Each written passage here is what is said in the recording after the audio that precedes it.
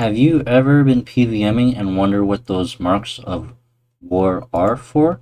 That you can gain a max of 1000 per hour, then each boss does give a different amount of marks per kill. An example would be, let's say, King Black Dragon could be 5 or 10 marks a kill, and then if we do like a Raxor, that could be 200 marks. But the max is up to 1000 an hour gained.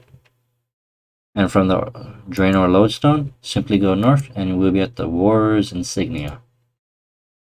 And then just so you know how many marks of war you do have, you can actually quick chat it by pressing enter, enter, and then type in war.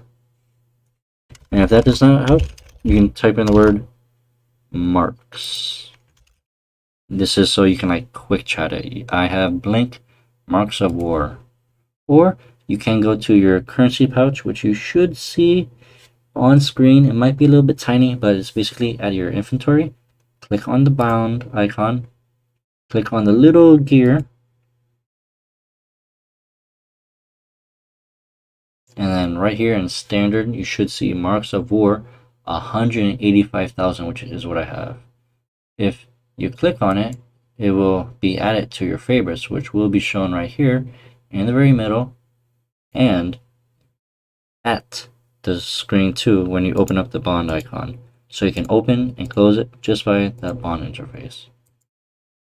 And then what you do with those marks of war is you want to right click, shop at war, and you can't buy anything with upgrades or unlocks unless you do have all the auras, which again, the vampirism aura will take 5 hours to do. The berserk auras will take 25 hours minimum to do. Now consumables, but wait, there's a aura refresh tier 1, tier 2, tier 3, and tier 4, along with a life refresh.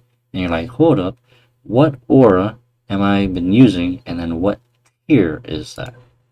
So go to your worn equipment and hit the little bond icon.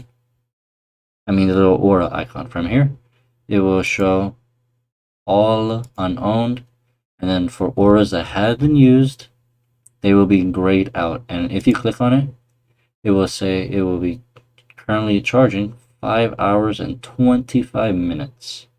In which case, you're like, hold up, if I'm trying to do the same boss, how am I going to be doing this if there's a 5 hour and 30 minute cooldown?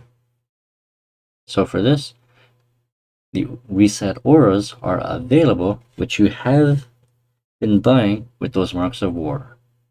And then look very closely at how many dots. It may be extremely hard to see, but Berserker, and then there's 4 corners of the aura, but only 3 of them are red. I know it may be very hard to see, but you will have to look on your screen.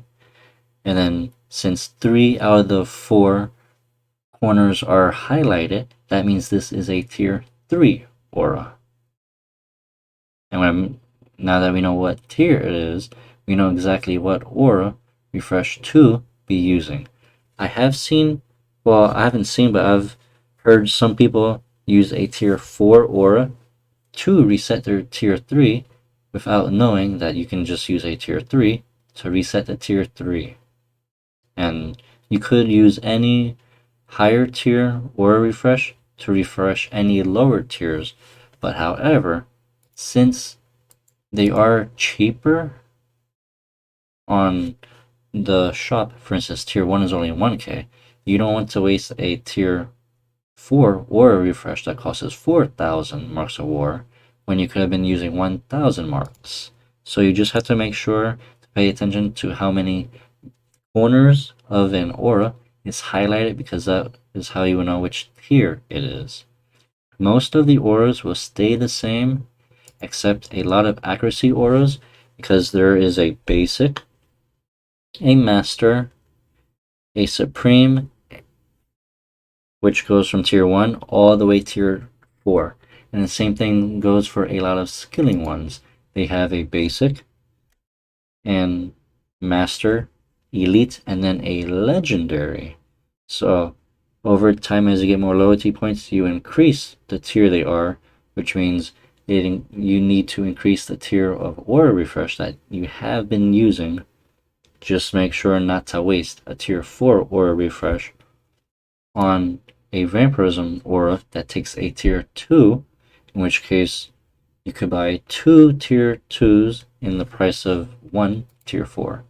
With that, thank you all so much for watching this super quick guide, and enjoy the rest of your day.